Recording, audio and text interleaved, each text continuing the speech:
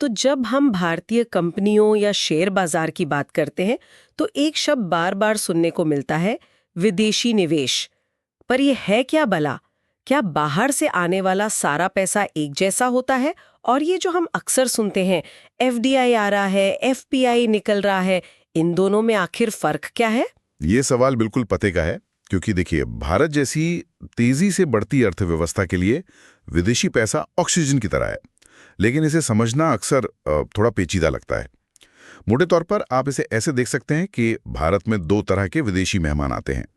एक वो जो यहाँ घर बसाने, मतलब लंबे समय तक रुकने के इरादे से आते हैं, और दूसरे वो जो बस कुछ समय के लिए घूमने आते हैं और माहौल देखकर अपना रुकने का प्लान बदलते रहते हैं। वाह, ये तो बड़ा दिलचस्प नजरिया है। तो आज की हमारी बातचीत का मिशन यही है, भारत में आने वाले विदेशी पैसे के इन दो चेहरों को समझना। हमारे पास जो नोट्स हैं उनकी मदद से हम खास तौर पर फॉरेन डायरेक्ट इन्वेस्टमेंट यानी एफडीआई और फॉरेन पोर्टफोलियो इन्वेस्टमेंट यानी एफपीआई के बीच के फर्क की गहराई में उतरेंगे। बिल्कुल, और हम इसे एकदम आसान भाषा में समझेंगे। हमारी बातचीत का सफर कुछ ऐसा रहेगा। पहले हम विदेशी निवेश की परिभाषा और भारत में इसके आने के रास्तों को जानेंगे। फिर एफडीआई और एफपीआई के बीच की उस महीन लेकिन सबसे जरूरी लकीर को समझेंगे। इसके बाद हम एफपीआईज यानी जो घूमने वाले मेहमान हैं उन पर खास ध्यान देंगे, मतलब ये कौन हैं और इन पर क्या पाबंदियां हैं। और आखिर में ये एफपीआईज भारत के डेट मार्केट यानी बॉन्ड्स वगैरह में कैसे पैसा लगाते हैं, इसके कुछ बहुत ही स्मार्ट तरीकों की बात करेंगे। बहुत बढ़िया। तो चलिए इस कहानी को शुरू से शुरू करते हैं। विदेशी निवेश यानी फॉरेन इन्वेस्टमेंट कहते किसे हैं? इसकी किताबी नहीं बल्कि असली परिभाषा क्या है? देखिए, हमारे स्टडी नोट्स के हिसाब से फॉरेन इन्वेस्टमेंट कहलाने के लिए 3 शर्तें पूरी होनी चाहिए। पहली, ये निवेश भारत से बाहर रहने वाले किसी व्यक्ति या संस्था ने किया हो। दूसरी, ये रीपैट्रिएबल बेसिस पर हो। और तीसरी, ये निवेश किसी भारतीय कंपनी के कैपिटल इंस्ट्रूमेंट्स में किया गया हो। एक मिनट, यहाँ दो भारी शब्द आए, रीपैट्रिएबल और कैपिटल इंस्ट्रूमेंट्स। पहले रीपैट्रिएबल का मतलब समझाइए। इसका सीधा सा मतलब है कि निवेशक ने जो पैसा लगाया और उस पर जो भी मुनाफा कमाया, वो उसे सारे टैक्स चुकाने के बाद कानूनी तौर पर वापस अपने देश ले जा सकता है। पैसा भारत में फंस नहीं जाएगा। ये विदेशी निवेशकों के लिए एक बहुत बड़ी गारंटी होती है। ठीक है, ये तो साफ हुआ। अब बताइए कि ये पैसा भारत में आता कैसे है? क्या इसके लिए हर बार सरकार से इजाजत लेनी पड़ती है? नहीं, हर बार नहीं। इसके लिए 2 रास्ते बने हुए हैं। पहला है ऑटोमेटिक रूट यानी स्वचालित रास्ता। ये एक तरह का ग्रीन चैनल है। ज्यादातर सेक्टर्स इसी में आते हैं और इसमें निवेशक को सरकार या आरबीआई से पहले से कोई मंजूरी नहीं लेनी होती। बस निवेश करो और बाद में आरबीआई को बता दो। अच्छा। दूसरा है गवर्नमेंट रूट, जिसे अप्रूवल रूट भी कहते हैं। ये एक तरह का रेड चैनल है, जहां कुछ सेंसिटिव सेक्टरों में निवेश करने से पहले आपको सरकार के अलग-अलग मंत्रालयों से हरी झंडी लेनी पड़ती है। समझ गई। और वो दूसरा शब्द था कैपिटल इंस्ट्रूमेंट्स। इसमें क्या क्या शामिल है? आसान भाषा में कहें तो इसमें वो सभी चीजें आती हैं जो या तो सीधे सीधे कंपनी की हिस्सेदारी हैं, जैसे इक्विटी शेयर्स, या फिर भविष्य में हिस्सेदारी में बदलने की पक्की गारंटी देती हैं। इसीलिए नोट्स में fully compulsorily and mandatorily convertible debentures और प्रेफरेंस शेयर्स जैसे भारी भरकम शब्दों का इस्तेमाल होता है। ये fully compulsorily and mandatorily convertible पर इतना जोर क्यों है? एक बार कन्वर्टेबल कहना काफी नहीं था क्या? यहाँ एक बहुत दिलचस्प बात छिपी है। इन 3 शब्दों का मतलब है कि कोई अगर मगर की गुंजाइश नहीं है। इन इंस्ट्रूमेंट्स को इक्विटी शेयर में बदलना ही पड़ेगा। ये वैकल्पिक नहीं है। सरकार ये साफ रखना चाहती है कि कौन पैसा लगाकर कंपनी में हिस्सेदार बन रहा है और कौन सिर्फ ब्याज कमाने के लिए कर्ज दे रहा है। अच्छा, तो अगर कोई डिबेंचर ऐसा हो जो कन्वर्टेबल ना हो तो उसे निवेश नहीं बल्कि विदेश से लिया गया एक कमर्शियल लोन माना जाएगा। ओके। और फिर उस पर एक्सटर्नल कमर्शियल बोरोइंग्स यानी ईसीबी के नियम लागू होंगे, जिनकी शर्तें और नियम बिल्कुल अलग होते हैं। ये छिपे हुए कर्ज को रोकने का एक तरीका है ताकि हिसाब किताब साफ रहे। तो ये तो हुई निवेश की बुनियादी बातें। लेकिन असली कहानी शुरू होती है जब हम इस विदेशी निवेश को 2 हिस्सों में बांटते हैं, एफडीआई और एफपीआई। यहीं पर सबसे ज्यादा कंफ्यूजन होता है। तो बताइए, इन दोनों में सबसे बड़ा फर्क क्या है? सबसे बड़ा और सीधा फर्क है 1 नंबर का, 10%। 10%? हाँ, अगर कोई विदेशी निवेशक किसी लिस्टेड भारतीय कंपनी में, यानी जो स्टॉक एक्सचेंज पर मौजूद है, उसमें 10% या उससे ज्यादा हिस्सेदारी खरीदता है तो उसे FDI माना जाएगा, और अगर यही निवेश 10% से कम है तो उसे FPI कहेंगे। लेकिन क्या ये 10% की लाइन थोड़ी मनमानी नहीं लगती? मतलब 9.9% वाला निवेशक सिर्फ मुनाफा चाहता है और 10.1% वाला अचानक कंपनी चलाने में दिलचस्पी लेने लगता है। आपका सवाल बहुत अच्छा है। देखिए, ये लाइन एक पॉलिसी टूल है। माना यह जाता है कि जब कोई 10% जैसी बड़ी हिस्सेदारी खरीदता है तो उसका इरादा सिर्फ शेयर की कीमत बढ़ने पर उसे बेचकर निकलना नहीं होता है। वो कंपनी के भविष्य में, उसके मैनेजमेंट में, उसकी टेक्नोलॉजी में दिलचस्पी रखता है। वो एक लंबी अवधि का पार्टनर बनना चाहता है। अच्छा। इसीलिए उसे FDI यानी डायरेक्ट इन्वेस्टमेंट कहते हैं। वो सीधे तौर पर बिजनेस में शामिल हो रहा है। और 9.9% वाला? उसे FPI यानी पोर्टफोलियो इन्वेस्टमेंट कहते हैं। उसका मकसद कंपनी चलाना नहीं, बल्कि अपने पोर्टफोलियो मतलब अपने निवेश के गुच्छे के लिए एक अच्छा स्टॉक खरीदना है। वो आज खरीद सकता है, कल बेच सकता है। इसीलिए FPI को अक्सर हॉट मनी भी कहते हैं। हॉट मनी, ये नाम क्यों? क्योंकि ये पैसा बहुत चंचल होता है। जरा सी भी बुरी खबर या बेहतर मौके की आहट पर यह पैसा बहुत तेजी से एक देश से निकलकर दूसरे देश में चला जाता है। जैसे गरम तवे पर पानी की बूंदें। बिल्कुल। इसीलिए सरकारें ऐसे लेके ज्यादा सतर्क रहती हैं। तो ये 10% का नियम सभी कंपनियों के लिए है? नहीं, और यही एक और जरूरी बात है। ये 10% वाला नियम सिर्फ लिस्टेड कंपनियों पर लागू होता है।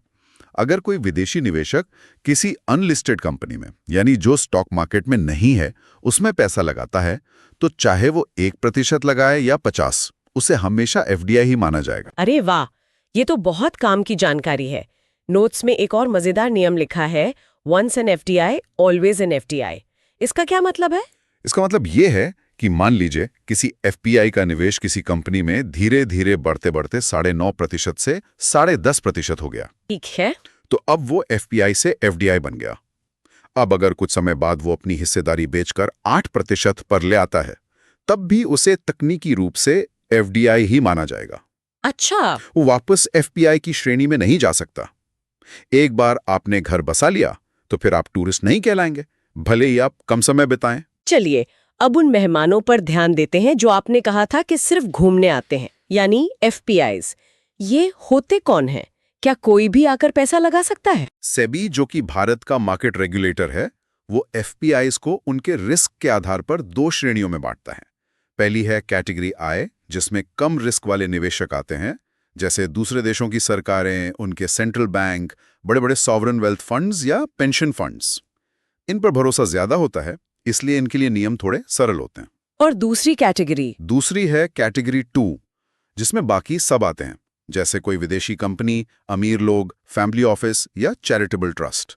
क्योंकि ये ज्यादा विविध समूह हैं, इसलिए इन पर KYC यानी नो योर कस्टमर जैसे नियम ज्यादा सख्ती से लागू होते हैं। ठीक है, पर क्या ये SBIs किसी कंपनी में कितना भी पैसा लगा सकते हैं जब तक कि वो 10% से नीचे रहें? नहीं, यहां भी कुछ सीमाएं हैं। पहली तो है इंडिविजुअल लिमिट, जो हमने बात की कि कोई एक FPI 10% से ज्यादा नहीं खरीद सकता। दूसरी और ज्यादा जरूरी है एग्रीगेट लिमिट। इसका मतलब है कि किसी एक कंपनी में दुनिया भर के सारे FPIs मिलकर कुल कितनी हिस्सेदारी खरीद सकते हैं, इसकी भी एक ऊपरी सीमा होती है।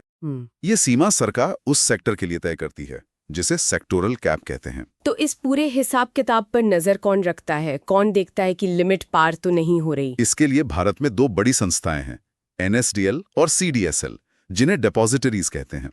आप इन्हें बाजार का ट्रैफिक पुलिस समझ सकते हैं, जो ये देखती रहती हैं कि विदेशी निवेश की गाड़ी अपनी लेन में रहे और स्पीड लिमिट यानी सेक्टोरल कैप को पार ना करे। और अगर कोई गाड़ी स्पीड लिमिट के पास पहुंचने लगे तो? बिल्कुल।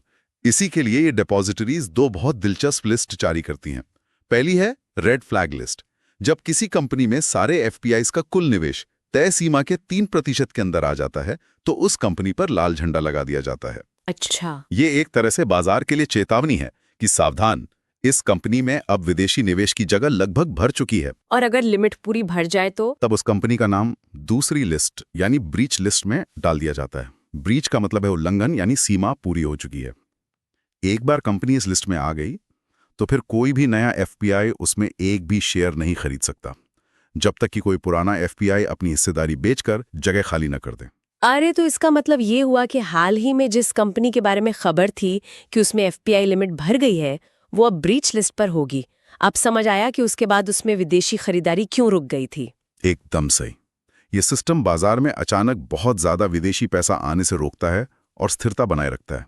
हमने शेयरों की तो काफी बात कर ली, पर क्या एफपीआईज भारत के डेट मार्केट यानी सरकारी बॉन्ड्स या कंपनियों के बॉन्ड्स में भी निवेश करते हैं? हाँ, बिल्कुल करते हैं। और ये एक बहुत ही महत्वपूर्ण और बड़ा बाजार है। भारत सरकार चाहती है कि उसके बॉन्ड्स में भी लंबी अवधि का विदेशी पैसा आए। इसके लिए आरबीआई ने बहुत सोच समझकर 3 अलग-अलग रास्ते या फ्रेमवर्क बनाए हैं ताकि अलग-अलग तरह के निवेशकों को आकर्षित किया जा सके। 3 अलग-अलग रास्ते, ये कौन से हैं? पहला है मीडियम टर्म फ्रेमवर्क यानी एमटीएफ। ये सबसे सामान्य या डिफॉल्ट रास्ता है।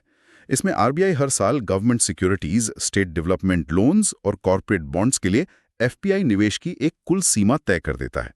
ज्यादातर निवेश इसी रास्ते से होता है। ठीक है, ये तो हुआ सामान्य रास्ता। दूसरा क्या है? दूसरा रास्ता बहुत खास है। इसका नाम है फुल्ली एक्सेसिबल रूट यानी फार। इसे 2020 में शुरू किया गया था। हाँ, आप इसे कुछ खास सरकारी बॉन्ड्स के लिए एक वीआईपी एक्सप्रेस हाईवे समझ सकते हैं। इस हाईवे पर चलने वाले विदेशी निवेशकों के लिए कोई लिमिट नहीं है, कोई रोक टोक नहीं। वो ठीक वैसे ही इन बॉन्ड्स को खरीद बेच सकते हैं जैसे कोई भारतीय निवेशक करता है। पर ऐसा खास रास्ता बनाने की जरूरत क्यों पड़ी? इसका एक बड़ा रणनीतिक मकसद है।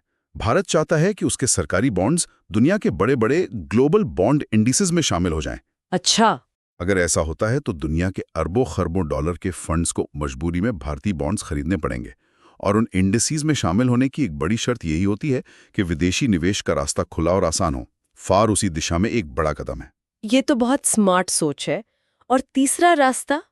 नोट्स में वॉलंटरी रिटेंशन रूट यानी वीआरआर का भी जिक्र है। वीआरआर शायद इन सब में सबसे दिलचस्प है।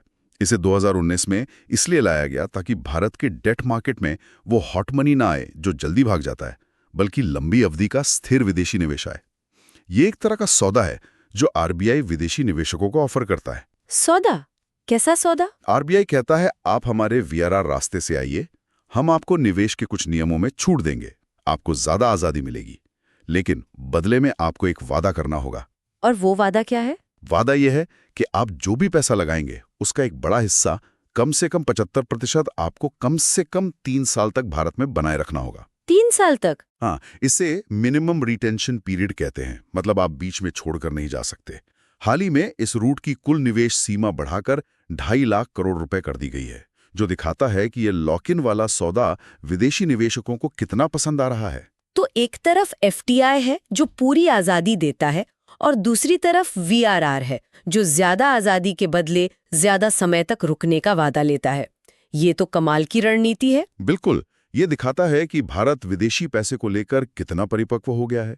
वो जानता है कि हर निवेशक एक जैसा नहीं होता, इसलिए सबके लिए एक ही नियम बनाने की जगह वो अलग-अलग तरह के निवेशकों के लिए अलग-अलग रास्ते बना रहा है। तो आज की इस गहरी पड़ताल को अगर संक्षेप में देखें तो हमने समझा कि भारत में आने वाले विदेशी पैसे को हम 2 तरह के मेहमानों की तरह देख सकते हैं। एक एफडीआई जो घर बसाने आता है और जिसका इरादा 10% से ज्यादा हिस्सेदारी लेकर लंबे समय तक रुकने का होता है। और दूसरा एफपीआई जो एक टूरिस्ट की तरह है, जिसका निवेश 10% से कम होता है और जिसे हॉट मनी भी कहते हैं। हमने once an FDI always an FDI जैसे जरूरी नियम को भी जाना और देखा कि अनलिस्टेड कंपनियों में कोई भी विदेशी निवेश हमेशा एफडीआई ही कहलाता है। फिर हमने एफपीआईज पर नजर रखने वाले ट्रैफिक पुलिस यानी एनएसडीएल और सीडीएसएल की रेड फ्लैग और ब्रीच लिस्ट को समझा, और आखिर में डेट मार्केट में निवेश के 3 अनोखे रास्ते देखें: सामान्य एमटीएफ, वीआईपी हाईवे फार और लॉक इन वाला खास सौदा वीआरआर। ये पूरी व्यवस्था दिखाती है कि भारत विदेशी निवेश को कितनी सावधानी और रणनीति के साथ मैनेज कर रहा है। वो दरवाजे तो खोल रहा है, लेकिन साथ में ये भी सुनिश्चित कर रहा है कि घर की स्थिरता बनी रहे। बिल्कुल, और ये सब एक बहुत ज़रूरी सवाल भी खड़ा करता है जिस पे सोचा जा सकता है। हमने देखा कि भारत ने एफआईआर और वीबीआर जैसे खास रास्ते बनाए हैं ताकि अलग अलग तरह के विदेशी निवेशकों को अपनी तरफ खींचा जा सके। भविष्य के लिए सोचने वाली बात यह है कि जैसे जैसे भारत की अर्थव्यवस्था और मजबूत होगी, क्या ये रास्ते और सरल और एक जैसे हो जाएंगे या फिर हमें और भी खास और भी नीच चैनल्स देखने को मिलेंगे जो किसी खास तरह के ग्लोबल कैपिटल को ही टारगेट करेंगे? भारत अगला निशाना किस तरह के निवेशक पर साधेगा?